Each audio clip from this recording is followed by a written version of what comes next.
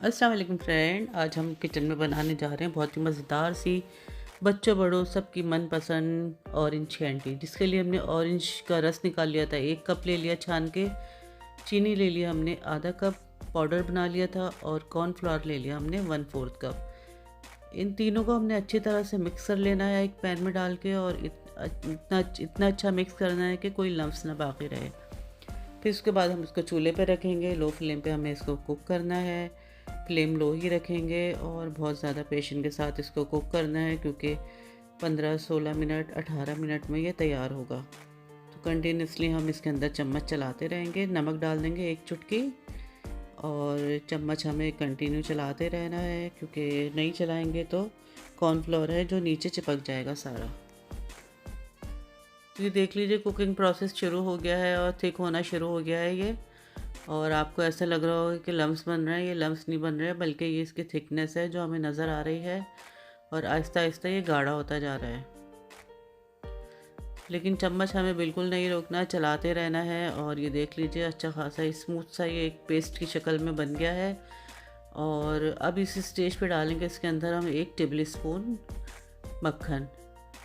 मक्खन अगर आप सॉल्टेड ले रहे हैं तो नमक नहीं डालिएगा। अगर अनसॉल्टेड मक्खन ले रहे हैं तो 1 चुटकी नमक जैसे मैंने डाला है वो डाल दीजिएगा, क्योंकि मेरा मक्खन भी अनसॉल्टेड है। हमें वापस से इसको पकाना है इतनी देर कि दोबारा से अच्छा सा पकना शुरू हो जाए। और जब ये बिल्कुल अच्छा सा कुक हो जाएगा, मॉइस्चर इसका बिल्कुल ड्राई हो जाएगा, तो ये एक जगह इकट्ठा हो जाएगा। ये देख लीजिए इस तरह से ये एक जगह इकट्ठा हो गया है। बस यही इसकी स्टेज है कि अब हम इसको पैन से निकाल लेंगे, जिसके लिए एक बटर पेपर हमने बिछा लिया था, और उसके ऊपर ये सारा हम डाल देंगे बैटर, और अच्छी तरह से हम सेट कर लेंगे इसको।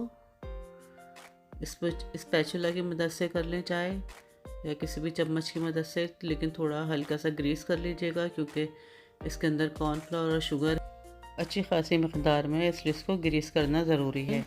तो इसलिए हम इसको हल्का सा ग्रीस करके स्पैचुला को फिर इसको प्रेस करेंगे। ये देख लीजिए अब इजीली प्रेस हो रहा है ये। और इसके बाद थोड़ी सी शेप भी इसकी सेट कर देंगे। ये देख लीजिए शेप भी हमने सेट कर दी है इसकी। और बस अब हमने अपना बटर पेपर को फोल्ड करना है। ये देख लीजिए अब बटर पेपर को फोल्ड कर देंगे और एक शेप से दे देंगे इसको स्क्वायर की। और उसके बाद हम इसको एक प्लेट के अंदर रखेंगे और फ्रिज में रख देंगे 2-3 घंटों के लिए, ताकि ये अच्छा सा सेट हो जाए। तकरीबन 2.5 घंटे हो चुके हैं, मैंने इसको फ्रिज में से निकाल लिया है, ये देख लें। और अच्छा खासा ये हार्ड हो गया है। तब अब इसके हम इजीली कट कर सकते हैं कैंडी की शक्ल में।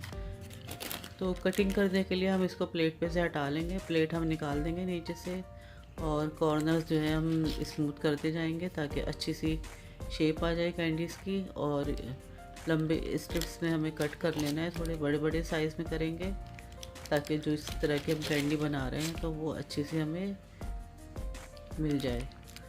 तो ये देख लीजिए इस तरह से हमने कटिंग कर ली है। यहाँ से भी हम कॉर्नर निकाल देंगे ताकि अच्छे से फिनिशिंग आ जाए।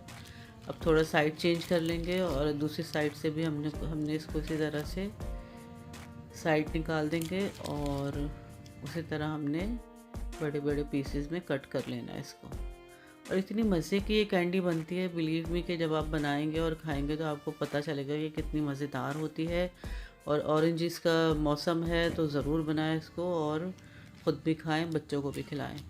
तो पाउडर शुगर हमने ले ली थी, चीनी पीस ली थी बारीक हमने। अब जितने भी हमने पीसेस कट किए हैं उनको इसके अंदर कोट कर लेंगे अच्छी तरह से।